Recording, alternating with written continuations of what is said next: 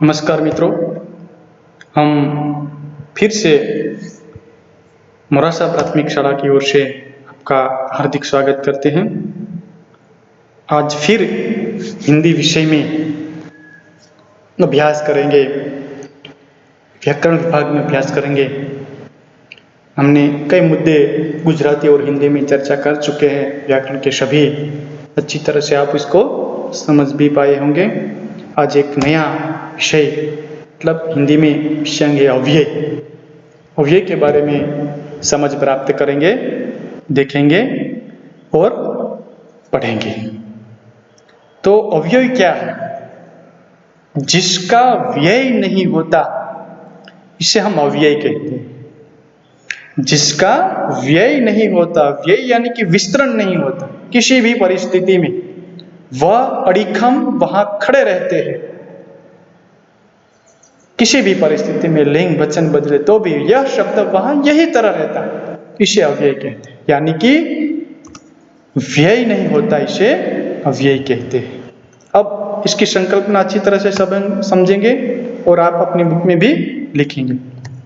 देखिए यह कि जिन पदों के रूप, लिंग, वचन और काल बदलने से भी उस पद में परिवर्तन नहीं होता है, उसे अव्यय कहते हैं। जो अव्ययवाचक शब्द है यानी कि रूप है, वह रूप लिंग, स्त्रीलिंग, पुल्लिंग, वचन, एकवचन, बहुवचन, काल यानी कि भूतकाल, भविष्यकाल, वर्तमान, यह सभी बदल जाते हैं। यानी कि जो पद है वाक्य में जाति, लिंग, वचन, काल बदलते हैं, लेकिन एक ऐसा पद होता है, ऐसा शब्द होता है कि वो किसी भी परिस्थिति में नहीं बदलता। चाहे आप लिंग बदलिए तो भी वह पद ऐसा ही रहता है, चाहे आप वचन बदलिए तो भी वह पद ऐसा ही रहता है, चाहे आप काल बदलिए तो भी वह पद ऐसे ही रहते हैं। तो ऐसा पद है कि जो लिंग, वचन सभी बदलते हैं, लेकिन यह पद में कोई भी परिवर्तन नहीं होता है। इसे हम क्या कहते हैं? अव्यय। यानी कि सभी परिस्थिति में वह ऐसा ही रहता है। ऐसा रहने वाला जो शब्द है वो है अव्यय। हम उसको दृष्टांत के उदाहरण के साथ देखते हैं। यहां देखिए कि एक लड़का धीरे धीरे चल रहा है। जो मैंने यहाँ धीरे धीरे शब्द को अंडरलाइन किया है, अलग कलर से हाईलाइट किया है। एक लड़का, तो यहाँ पुरुषवाचक लिंग ली है, धीरे धीरे चल रहा है। आप दूसरा उदाहरण देखिए, समझ में आएगा। दूसरा उदाहरण है, एक लड़की धीरे धीरे चल रही है। तो धीरे धीरे हाईलाइट किया है, कलर अलग लिया है। यहाँ देखिए दोनों, यहाँ लड़का है पुल्लिंग है, यहाँ लड़की है स्त्रीलिंग है, यानी कि लिंग परिवर्तित हो गई, जाति परिवर्तित हो गई, लेकिन यह दोनों शब्द वही के वही, यानी कि लिंग परिवर्तित होने के बावजूद भी यह शब्द में कोई परिवर्तन नहीं हुआ है। यह क्रियापद भी परिवर्तित हो गए, लेकिन यह एक ऐसा शब्द है धीरे धीरे कि इसमें कोई प्रकार का परिवर्तन नहीं हुआ है। तो लिंग परिवर्तित होने के बावजूद भी इसमें कोई व्यय नहीं हुआ, यानी कोई परिवर्तन नहीं हुआ, इसे अव्यय कहते हैं। और उदाहरण देखते हैं, समझ आएगा वजह। कुछ लड़के धीरे धीरे चल रहे हैं, यहां भी धीरे धीरे हाईलाइट किया है। कुछ लड़कियां धीरे धीरे चल रही है। अब यह लड़का और लड़की एक वचन था, लड़के और लड़कियां बहुवचन है, दोनों जाति, जो एक वचन और बहुवचन दोनों उपयोग मैंने उदाहरण लिया है, दोनों लिंग ली है, फिर भी यह धीरे धीरे शब्द है वह वैसे ही है। एक वचन में भी ऐसे ही उपयोग हुआ, बहुवचन में भी उपयोग ऐसे, स्त्रीलिंग में भी ऐसे ही उपयोग हुआ, पुल्लिंग में भी वैसे ही उपयोग हुआ, यानी इसमें कोई परिवर्तन नहीं हुआ। तो जो शब्द है वो परिवर्तित नहीं होता, इसे अव्यय कहते हैं। और एक उदाहरण देखते हैं, समझते हैं। मैं धीरे धीरे चल रहा हूं, हम धीरे धीरे चल रहे हैं। तो यहां भी मैंने सर्वनाम का उपयोग किया है, इसमें भी वो कोई परिवर्तित नहीं हुआ है। काल का भी उपयोग करेंगे तो भी परिवर्तित नहीं हुआ है। तो यह काल, वचन, समय, लिंग सभी बदलने के बावजूद भी वाक्य में ऐसा शब्द होता है कि वो परिवर्तित नहीं होता और इसका उपयोग हुआ है, तो इसे हम व्याकरण की भाषा में क्या कहेंगे? अव्यय। तो आपको अच्छी तरह से यह उदाहरण सभी देख लेना चाहिए और समझना चाहिए कि यहाँ लड़का, लड़की जाति बदल गई, लड़के, लड़कियां वचन बदल गए, फिर भी जो धीरे धीरे शब्द है वो वाक्य में वैसे ही उपयोग हुआ है, पहले वाक्य में था वो अंत के वाक्य में। तो लिंग, वचन, जाति बदलने के बावजूद भी इसमें कोई परिवर्तित नहीं हुआ, तो यह नहीं होने वाला, परिवर्तित होने वाला शब्द है, इसे हम क्या अव्यय कहेंगे? व्यय, यानी कि किसी भी परिस्थिति में उसका व्यय नहीं होता। तो अव्यय की संकल्पना मेरे ख्याल से आपको समझ में आ गई है। अब इसके प्रकार की चर्चा करेंगे क्योंकि हमारा अभ्यासक्रम में है प्रकार। इसके बाद पहले अव्ययवाचक शब्द कौन कौन से हैं? जो बहुत, धीरे धीरे, ज्यादा, कम, और, तथा, वा, या, कल, ऊपर, नीचे आदि ऐसे कई शब्द है कि जो अव्ययवाचक शब्द होते हैं। राजेश बहुत दौड़ रहा है, राधिका बहुत दौड़ रही है, मैंने ज्यादा खाना खाया, उसने ज्यादा खाना खाया।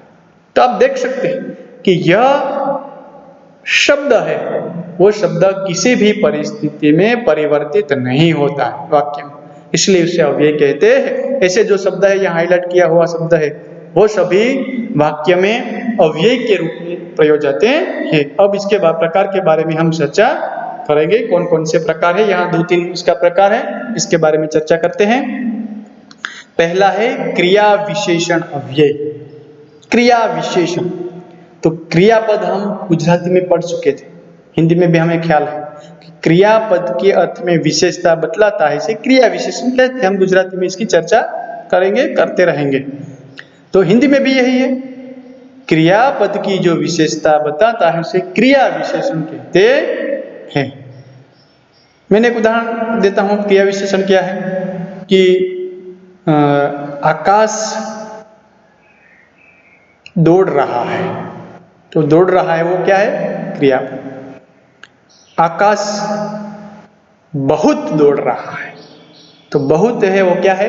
क्रिया विशेषण। तो यहाँ क्रिया विशेषण के रूप में उपयोग होने वाला शब्द है वो क्रिया विशेषण अव्यय कहते हैं। संकल्पना देखते हैं कि जो शब्द क्रिया की विशेषता बताता है उसे क्रिया विशेषण अव्यय कहते हैं। कि वाक्य में दो शब्द है वो क्रिया की यानी कि क्रियापद की, क्रिया होने वाली है, जो हो रही है अथवा होती है, इन क्रिया की विशेषता बताने वाला जो शब्द है वो क्रिया विशेषण है और क्रिया विशेषण अव्यय है। देखते हैं, एक उदाहरण लिया है कि राजेश कम बोलता है, तो बोलने की क्रिया है, तो बोलता है वो क्या है? क्रिया, उसके अर्थ में विशेषता बताता है तो वो क्या हो गया? क्रिया विशेषण। लेकिन कम शब्द ऐसा है कि वो किसी भी क्रिया में, किसी भी जाति में, किसी भी वचन में ऐसा ही रहता है, इसलिए क्रियापद की विशेषता बताता है, कोई भी प्रकार का इसका परिवर्तन नहीं होता, इसे से अव्यय कहते हैं।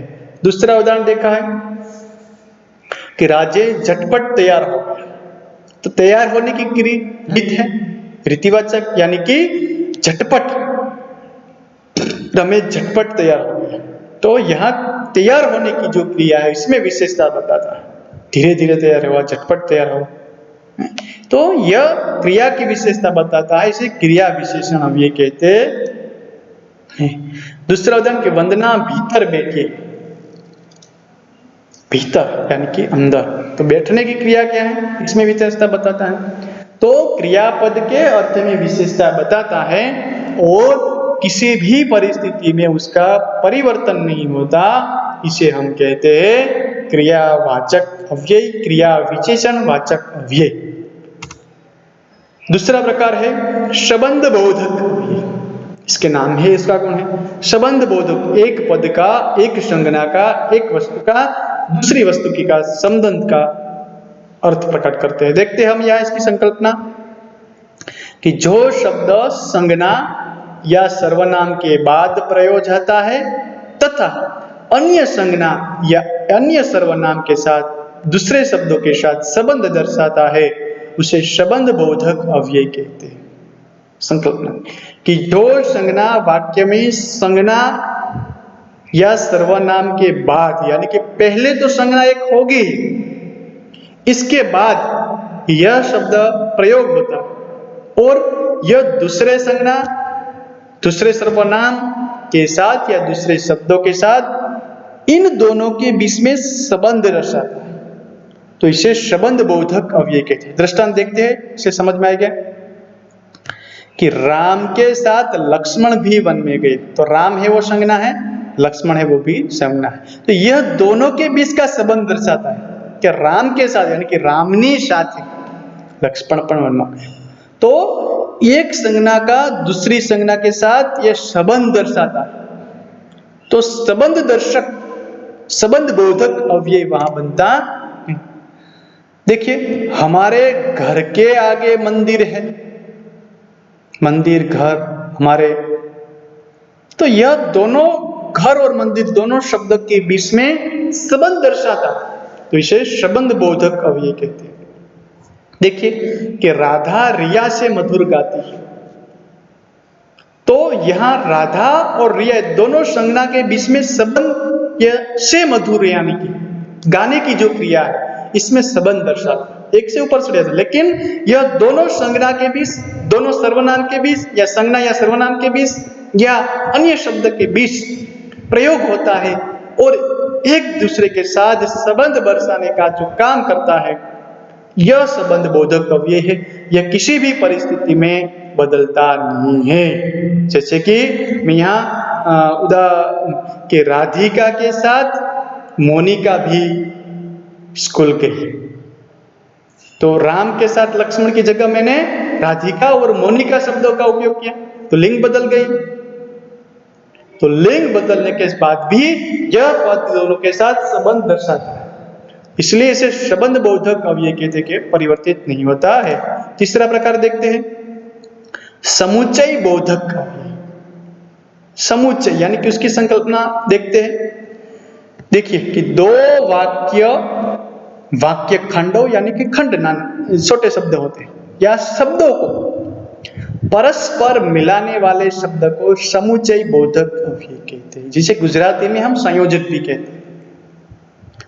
दो वाक्य खंडों को यानी कि छोटे वाक्य को या शब्द के बीच में उपयोग होने वाला जो प्रत्यय यानी कि शब्द है वो समुच्चय बोधक अव्यय बनते हैं। यहां देखते हैं उदाहरण, रमेश, राजेश और महेश अहमदाबाद के, तो यहां देखिए शब्द के बीच में ये और शब्द प्रयोग हुआ है, तो परस्पर मिलाने वाला बनता है। आगे का उदाहरण देखिए, राकेश ने परिश्रम किया इसलिए प्रथम आया, तो यहां इसलिए वो संयोजक का काम करता है कि दोनों वाक्य खंडों को जोड़ने का काम करता है।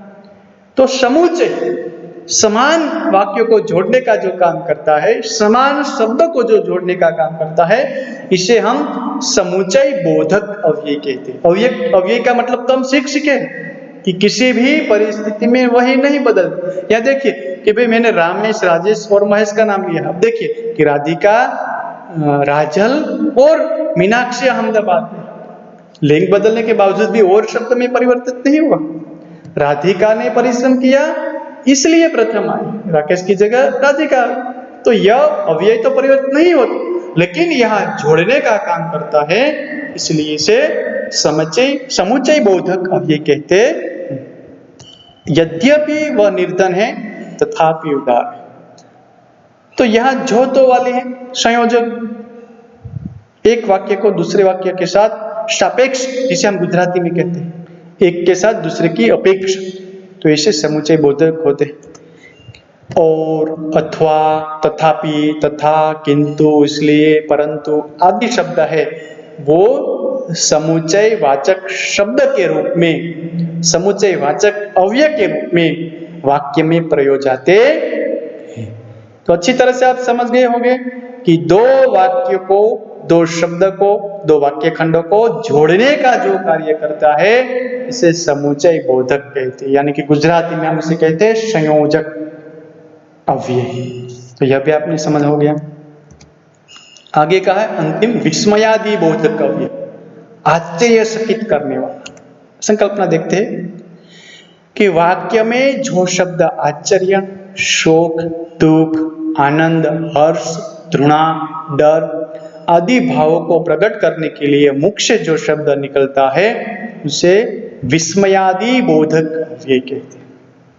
यानी कि किसी भी प्रकार का भाव दर्शाने का जो प्रयास करने वाला शब्द है वो विस्मयादि बोधक है। आश्चर्य का भाव, चाहे वो शोक का हो, दुख का, आनंद का हो, घृणा का हो, किसी भी प्रकार मुख से निकल जाता तब यह सभी परिस्थिति में एक ही रहता है। इसे समुच्चय विस्मयादि बोधक कहते हैं। अरे क्या बात करते हो, तो अरे आश्चर्यचकित होते, तो यह इस प्रकार का कार्य करते हैं। वाह कितना सुंदर फूल है, तो यहाँ विशेषता, तो वाह यह हर एक शब्द में उपयोग करते हैं। वाह कितनी बड़ी पुस्तक है, वाह कितना अच्छा लड़का है, तो यह सभी जगह एक ही उपयोग होता है, लेकिन आश्चर्य का उपयोग, अरे साप निकला, तो यह सभी आश्चर्यचकित करने वाला पद है, इसलिए विस्मयादि बोधक अव्यय। बाप रे इतना बड़ा लंबा, तो यह सभी आश्चर्य का प्रकट करते हैं, इसलिए विस्मयादि बोधक अव्यय कहते हैं। तो अव्यय का मतलब हमने देखा कि किसी भी परिस्थिति में जिसका व्यय नहीं होता इसे अव्यय कहते हैं, यानी कि सभी अवस्था में वो एक ही रहता है, परिवर्तित नहीं होता। लिंग, वचन, काल यह परिवर्तित हो जाता है, लेकिन वाक्य में एक ऐसा शब्द होता है कि वो किसी भी प्रकार का परिवर्तित नहीं होता, इसे अव्यय कहते हैं। इसका हमने 4 प्रकार देखे। क्रिया विशेषण अव्यय, यानी कि क्रियापद का में विशेषता प्रकट करता है वो क्रिया विशेषण अव्यय। समुच्चय बोधक अव्यय, संबंध बोधक अव्यय, एक पद का दूसरे पद के साथ संबंध दर्शाता है, एक संज्ञा के दूसरे संज्ञा के साथ संबंध दर्शाता है। तीसरा है समुच्चय बोधक अव्यय, यानी कि दो वाक्य खंडों को, दो शब्द को जोड़ने का काम करता है, तो यह समुच्चय बोधक है। और विस्मयादि बोधक, यानी कि आश्चर्य का जो कार्य भाव का निर्देश करता है वो विस्मयादि बोधक। तो यह 4 इसके प्रकार है, को एग्जाम में भी पूछा जाएंगे। शब्द पहचानिए और इसका प्रकार पहचानिए। लेकिन अव्यय आप पहचान जाएंगे, वाक्य में कौन सा शब्द ऐसा है कि जो अव्यय है वो पहचान जाएंगे, आप अच्छी तरह से इसका प्रकार पहचानिए। तो किसी भी अवस्था में देख लेना, वहां लड़का होगा तो लड़की के साथ शब्द का उपयोग करके आप वाक्य बना लें, लिंग परिवर्तन के बाद बना लें, मतलब आप तुरंत ही वाक्य में से शब्द पहचान। मैं यहाँ आपको बताता हूँ एक उदाहरण, जो मैंने ये देखा, लड़का धीरे धीरे चल रहा है, लड़की धीरे धीरे चल रही, तो जो नाम बदल गया, जाति बदल गई, क्रियापद भी बदल गई, लेकिन शब्द नहीं बदलते, वो धीरे धीरे। तो इसी तरह आप मन में आप प्रयास कर लेंगे कि यह उदाहरण देख लेंगे तो आप तुरंत ही पहचान लेंगे कि यही शब्द है वो अव्यय है। बाद में आपको इसको प्रकार अवश्य क्रियापद में विशेषता होगा तो क्रिया विशेषण अव्यय, संबंध दर्शाने का काम करता है दो शब्दों के बीच में संबंधवाचक अव्यय, विस्मयादि बोधक यानी कि आश्चर्य का भाव करता है तो वो समुच्चय यानी कि दो खंडों को जोड़ने का काम करता है, तो यह अचानक पहचान लेंगे। लेकिन आपको पहले पहचानना है कि अव्यय, कि वाक्य में किसी भी परिस्थिति में जो व्यय नहीं होता इसे हम अव्यय कहते हैं। मेरे ख्याल से यह भी आपको अच्छी तरह से समझ में आए होंगे। धन्यवाद।